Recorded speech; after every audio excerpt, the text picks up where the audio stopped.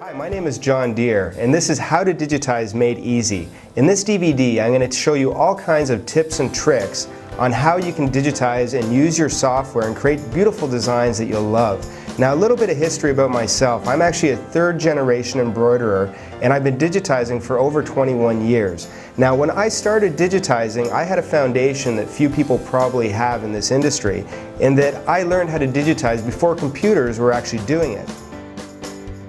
When you first purchased your software, you probably opened up and you were a little overwhelmed because you saw all kinds of buttons and features on that software and you thought, how am I ever going to learn all this? And that's usually what happened. People see all of that information, a huge manual, and they get frustrated right away on where do I start?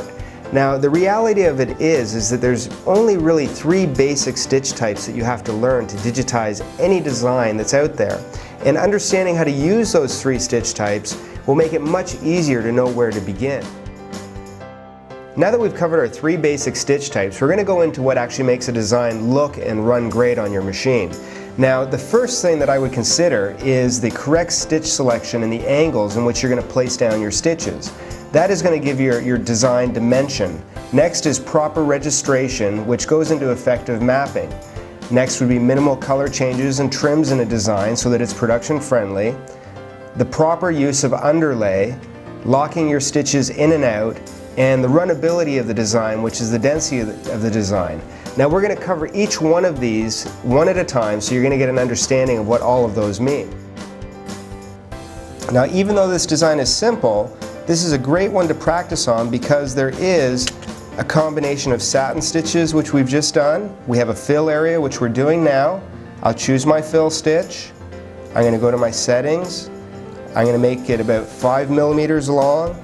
I want it to be a fairly flat fill, so I'm going to keep it at that random factor. I have my density, my default density set, and I'm going to have my automatic underlay on for a fill area. Wow, it looks pretty good. I haven't done any edits to it, and you'll see that everything lines up perfectly. All the details in the eyes, the nose, the mouth, all the black outlines around the rays of the sun, everything lines up perfectly. So if you're putting all of the techniques and everything into practice that you've learned in this DVD, you're pretty much guaranteed to have results like this.